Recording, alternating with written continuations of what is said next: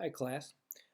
This video will be a continuation of what we talked about in class when we met last time, and we will continue to work on acceleration. So in this video, we will look at the relationship in between acceleration and displacement. That is, how would you compute displacement for an object that is undergoing some acceleration? So to begin, I'd like to state the first equation we talked about on Wednesday, and is the relationship in between acceleration and the velocity. And that one was the velocity final equals to the acceleration times time plus the initial velocity. And I'm going to go ahead and just state to you what the relationship for displacement and acceleration is. There is a very good proof of this on your book, and I'd recommend for any of those of you who are interested to check that out. So the relationship is the displacement final equals to 1/2 the acceleration vector times the square of the time in which the acceleration is taking place plus velocity initial times time plus the initial displacement. These two equations are very special because all of kinematics can be done with these two. So these are the kinematics equations. And whenever I'm doing kinematics problems, I like to always start with these two, because I know that if the only thing I'm trying to do is to describe motion, then these two equations are sufficient. And you may be saying to yourself, okay, well, we had a different version, a different form for the displacement final when things were not accelerating. And let me show this really quickly to you, how these equation right here is all the equations we've seen so far. So the first equation for displacement we saw was when velocity was constant. So if a velocity is constant,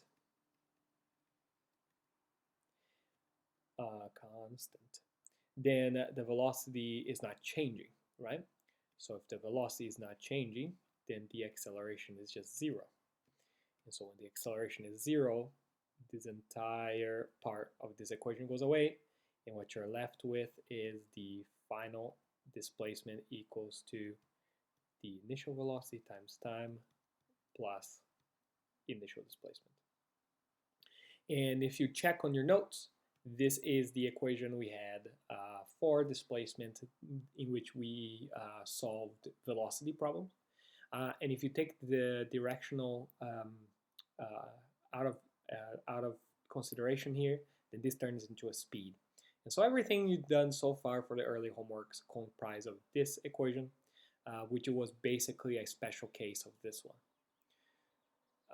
Therefore, these two equations here is what I would do, like let's say you are having to take an exam. These are the two equations I would put down for kinematics, because they basically do everything for you. Okay, so let me go ahead and just do a quick example for you on how this equation here would be useful to compute the displacement for an object that is accelerating. And to do that, I will call on to an early example that we did for the velocities.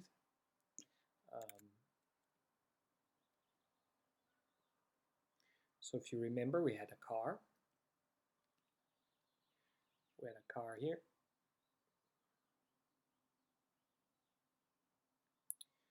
And this car had some initial speed to the right of 30 meters per second. And then we also said there's a stop sign here.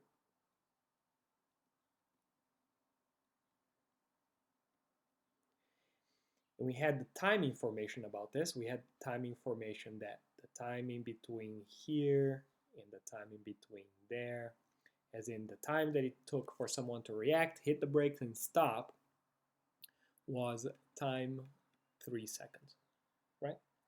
And this is a good thing to review too. If you don't remember, what we did is we basically went ahead and asked what was the acceleration equal to.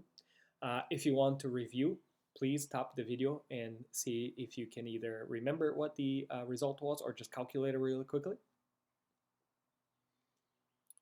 Okay, so I will just tell you what the result is. If you'd like to see the calculation carried out, please see a previous video. So we're going to decide anything that points this way, we're going to call it positive. So the acceleration turned out to be minus 10 meters per second squared. And that makes sense, right? So you had 30 meters per second to the right, and your final velocity here your final velocity needs to be 0 meters per second. So you basically have to work against this 30. You only have 33 seconds to do it, which means that the car must lose 10 meters per second every second. That's an acceleration, so it's 10 meters per second squared. Okay.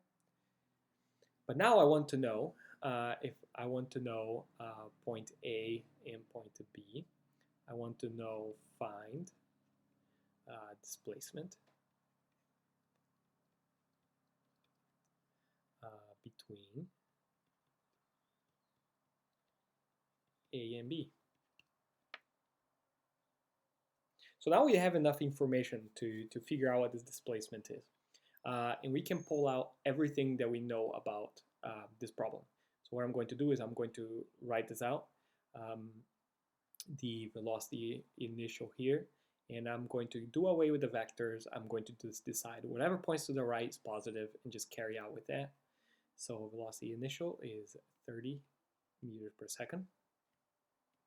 Velocity final is 0 meters per second.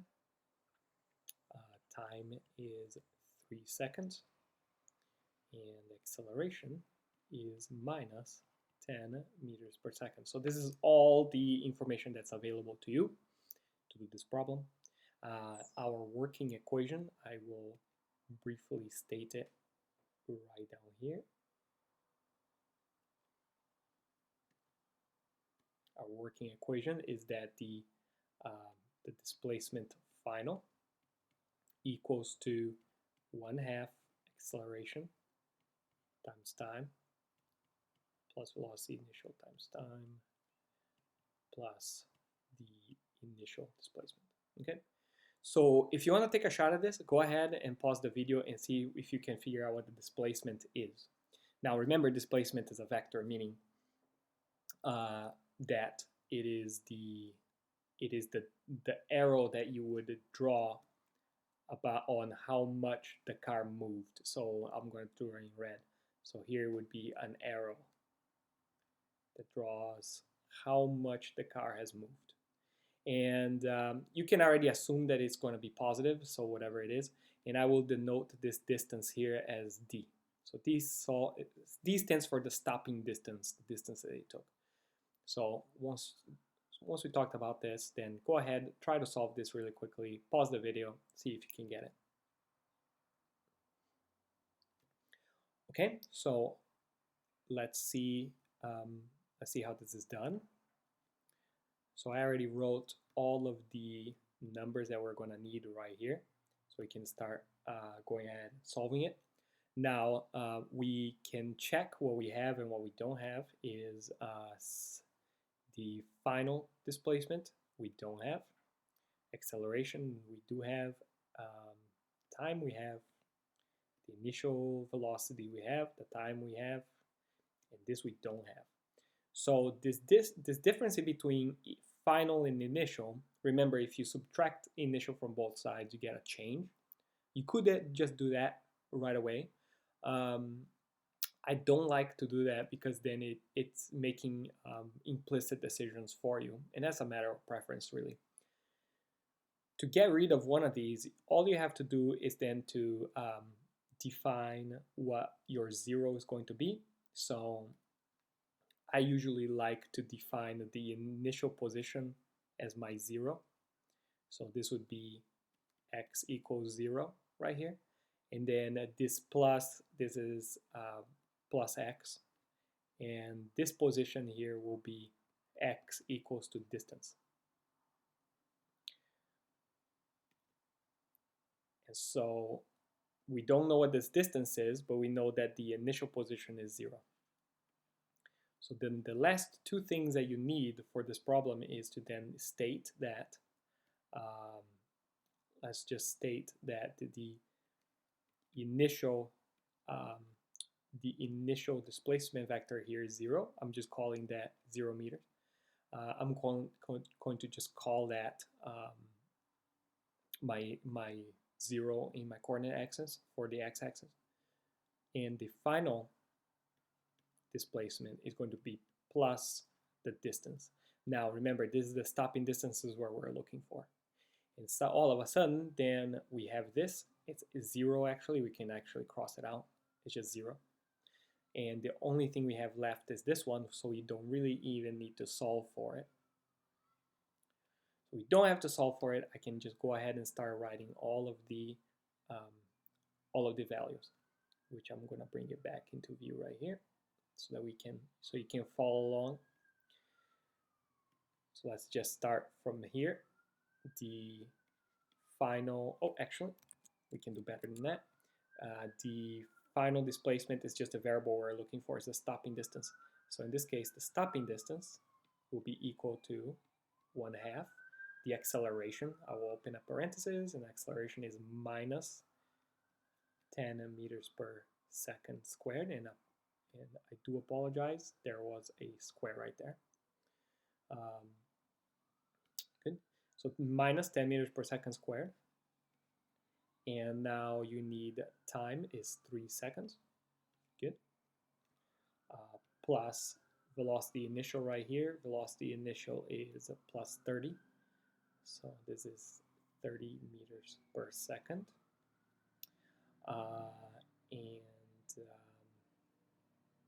30 meters per second. And time is again 3 seconds. Okay.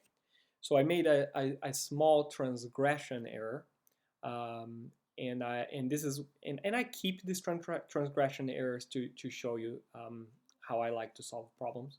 So let me just make sure that the equation up here is correct. So these two equations are correct. So that is great.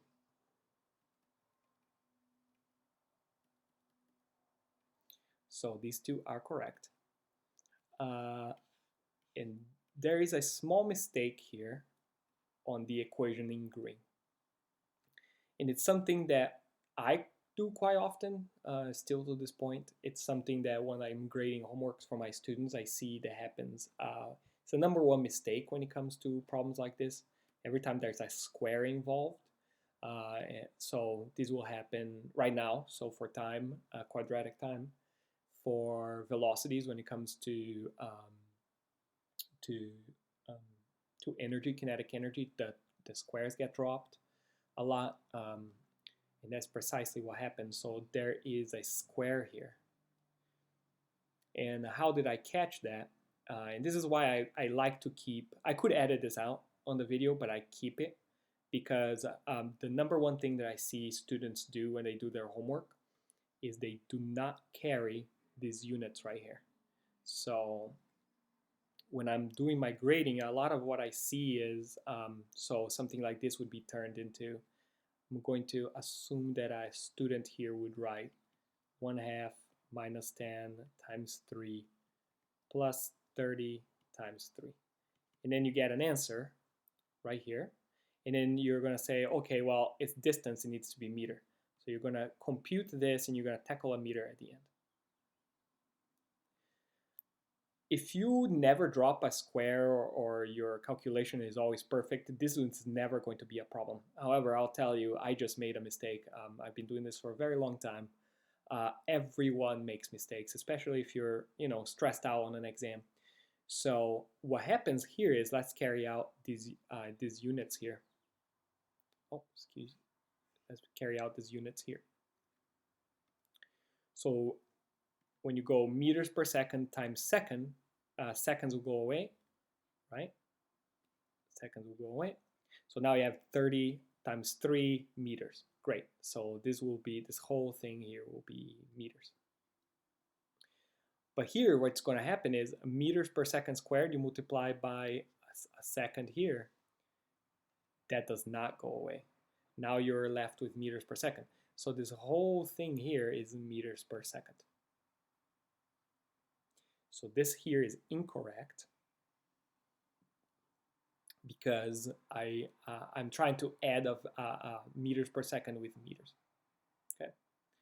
So let me just go ahead and transcribe this correctly and show you how everything works out.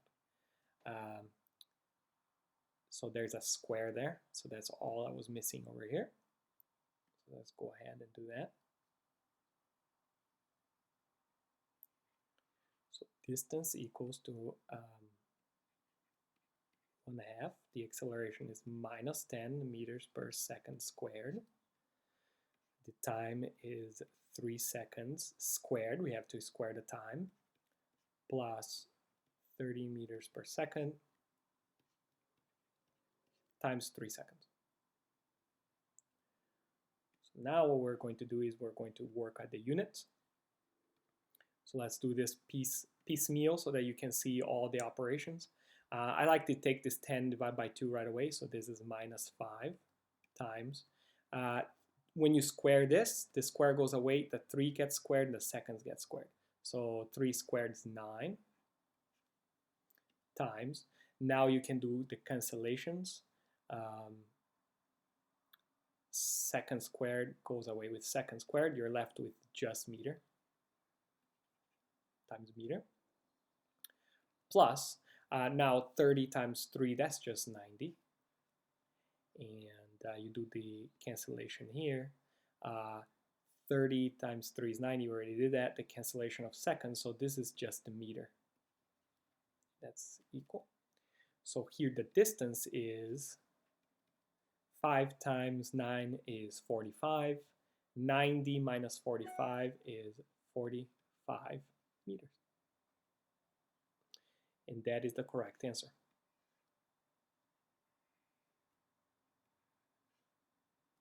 Good. Now I urge you to do something. If you are interested, take this right here and compute it and see if you get 45 meters. And I will guarantee you, you will not get 45 meters because this 3 here needs to be squared for this to be 45, and we did not square it.